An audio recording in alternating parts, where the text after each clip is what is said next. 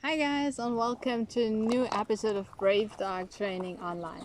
I'm Anita. I help you build a trusting relationship with your dog to overcome fear and reactivity, and that in the picture is Palumi. And we are going to talk about why fear and anxiety is so hard to work with. Have fun!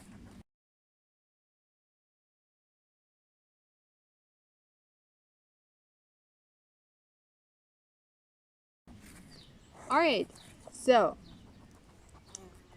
a lot of trainers don't touch fearful dogs. Why? Because it's really hard to train. Sometimes we even need medication because the fear is so deep and the dog is just afraid of everything, and it's not a happy life for the dog, so we have to do something medically, but that is a topic for a vet behaviorist, not for me. So I just wanted to say that up front. But sometimes we don't really recognize the dog's fear because we only see reactivity and aggression. And that's where things begin to go a little sideways, because if we just train the aggression, and aggression is fear-based, we just do something about symptoms and we don't go to the roots of the problem. And if we cannot do something about the fear and the triggers of this fear response, our dog will never get better sustainably. So if you want to do something for your dog that is really sustainable and helps your dog in the long run, you need to do something about the fear and not only the reactivity or the aggression. And the thing why this is so very, very hard is because if we have a very fearful dog, it always depends on what the dog's afraid of. But a lot of the triggers we cannot really remove constantly from the dog's life because it's everywhere and we cannot control it. For example, Sammy, my dog, is afraid of people, dogs, wildlife in almost every possible variety except something very small like a squirrel or something like that. But everything up from a rabbit is dangerous to him. He's afraid of every sound the wind makes. He's afraid of insects. He's afraid of thunderstorms. And the list goes on. So, whenever he hears the clicking of a leash, or he smells a dog close to him, or he hears an insect in the grass or something like that, he will not step in that grass. He will not. It's impossible for him. And this is really an issue because he can only eliminate himself on grass. He does not do that on concrete or something like that. So he needs a grassy area to do his business, and if there are insects in there, he won't step on it. So this makes a lot of stress for him.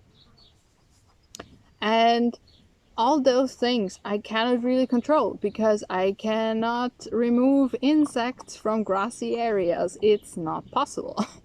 And yes, I can do something about dogs. I can just avoid areas with off-leash dogs. And that works really well.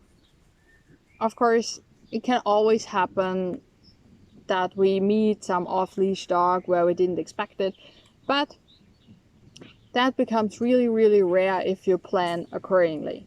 But things like smells, we cannot do anything about smells. They are everywhere and our dogs are so much more aware of them than we are.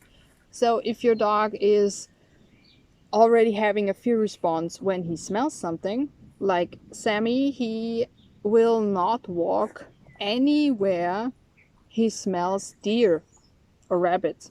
So yeah. It's just like that. Yes, we can do counter conditioning and stuff like that, but with all of those techniques, it would be very important that we avoid the trigger as long as the training takes, and only present the trigger in ways that are not very dangerous for the dog. In his opinion, not in mine. So this is the difficulty in it. And this is why we have so many setbacks in fear training. Yes, of course, we can improve the dog's life a lot, and we can train in a way that is safe for the dog and the person. But it's a lot more difficult than just leash reactivity, for example. And I love training leash reactivity, don't get me wrong. I really do. And yeah, it's a lot easier. And of course, another thing why fear-based reactions are so hard to train is when the dog is afraid of people, because it kind of means that the dog is afraid of me. And that's also why training with a fearful dog takes a lot more planning, a lot more management. And in a lot of cases, when people want to work with me personally, I cannot come to their home. So we do it online. It's perfect. It's really a great way. Thank God we have that opportunity. And it's really sometimes necessary.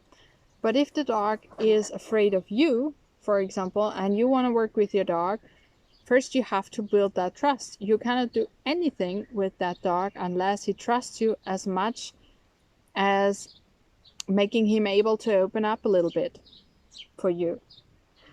And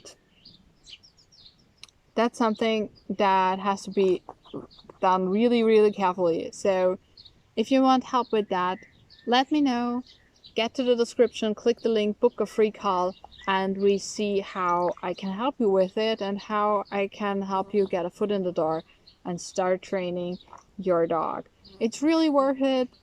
Not everything is completely curable, but we can make life for your dog a lot better. So if you're ready to start, click the link and we'll see each other in our free call. I wish you an amazing time with your dog and an amazing time training. And yeah, until next time. Bye.